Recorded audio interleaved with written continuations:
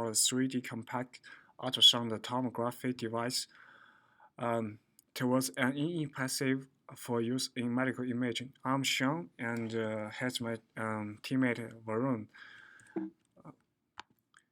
Firstly, I'm going to here is our outline for our presentation.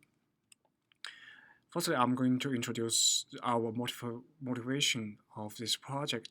So first, and in the very beginning, um, um, everybody will be wondering what's ultrasound tomography.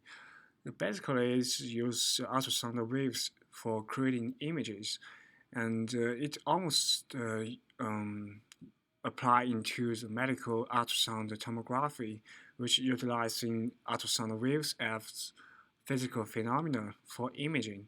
It's most in use for soft tissue medical imaging, especially breast imaging, non-invasively found flaws in materials. What we want, and the reason one, the reason we want to make it affordable is currently the most instruments are all pretty expensive and only available in the central level hospital. So for poor area person cannot access these benefits of current technology. And we are going to, and for our project, we are going to talk down several things at least for area of transducer, sound wave generation, sound wave capture, and switching data analysis. And more especially, I'm going to introduce the sound wave generation.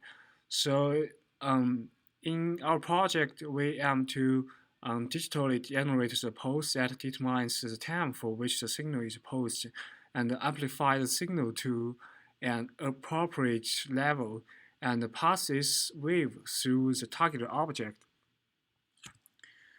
So for our project, the primary design is shown as the right upper picture. It's showing we just like set several transducer into a ring formation, and for each iteration, there is one transducer will be set as the release the signal, and all the other transducer will be the receiver from the all the other angle. And after each iteration, it will switch to the transducer just next by, and do this iteration over and over again to by the end of to until all of the transducer working as the um, transmitter, and so we can obtain all the data we need. And here is the overview of our project. So we have the FPGA to send the command to the DAC amplifier and DMUX.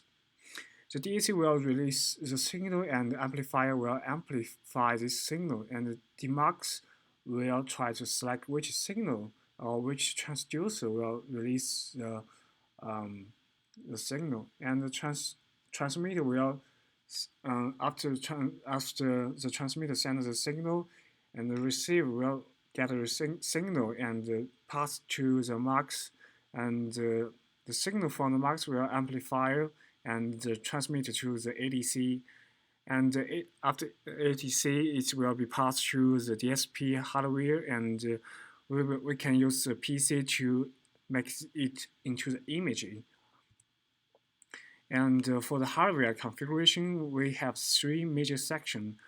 So one is a receiver section, and another one is a transmitter section, and the last one is the processing and the storage section. And for the receive section, we have the amplification of the input signal and either serializing the signal from the multiple channels and sending the data into the processor in parallel, and convert the signal from the analog to digital. So there is one more interesting about our project. Here is our transmitter. It's we can notice that is just at the left corner. Green line is going to generate and amplify the signal, and the upper two blue line we are going to decide which signal will be released, and the left blue line will connect directly to the transmitter or the transducer to transmit the signal. All we here is since we have the limit of our project, so it's kind of simplified of the whole hardware setup. So I'll be explaining about this software implementation of the project. So in order to implement the project, we have done it in three stages. Uh, Initially, we set up the hardware components as Sean explained, and then once we set up the hardware, in order to test it, we first connected an Arduino board to the programmable gate array and to select the channels in the digital to analog converter. And once these channels were selected and acoustic bursts were sent, and the receiver section received the signals, and we had to program the programmable gate array using the SPI programming. Um, and then the data from the analog to digital converter was then received and stored and sent to the computer for graphing. So the problem we faced with an Arduino was uh, the sampling rate for an Arduino was pretty low, as it used 16 megahertz crystal, which effectively gave around 20 kilohertz of sampling rate. So we then moved on to a Raspberry Pi, which we used for getting the results. The advantage of using a Raspberry Pi was that most of the libraries that we needed were already present, and we just had to implement them in the Python library.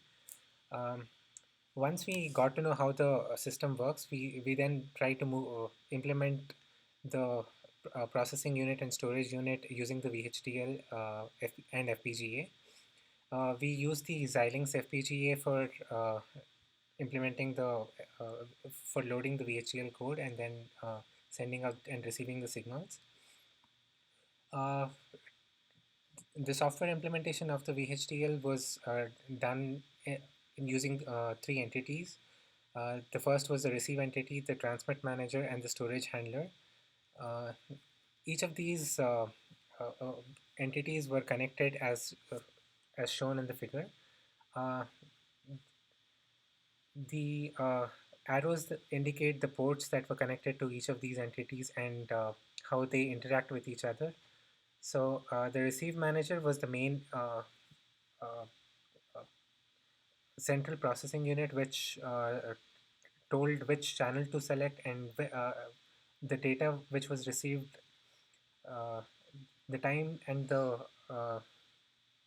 channel in which the data was received was then sent to the storage handler, which then stored the data in the SRAM, which was then sent to the uh, computer for processing. Uh, to show the results, we set up the transducer array facing each other initially, and then we tried to get the results from there. We connected the output to an amplifier, and then the results were shown on an oscilloscope. Here we can see that by sending the image directly, we receive a very large amplitude signal. Um and the start of the received signal is pretty much close to the transmitter.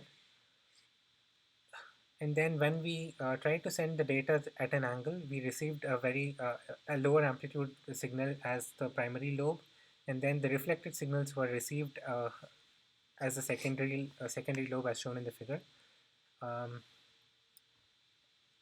and then when we blocked the signals directly transmitting from the transmitter to the receiver, we obtained this kind of a signal, which in which the start of the signal is pretty much far from the start of the signal from the transmitter end.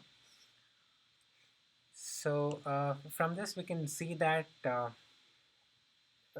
using the reflected images, we can model the system pretty well. By using an array of transducers, we can use the acoustic signals to image the reflected signals. Okay, I'm going to make the conclusion for our project. So the hardware for our to get the data was set up and was tested and it's good. And the software implementation for storing and managing the peripheral was done on the Raspberry Pi. And for VHDL code for storing the data into the SRAM and processing of the result needs to be fine-tuned. And for the future step, we need to replace the transmitter with the frequency in megahertz range and modeling the system into a liquid medium. Also, we need to implementing the filters in the FPGA to cancel the second wave pattern for acoustic modeling, and implement and mode the acoustic data obtained into the images. Okay, thanks for watching.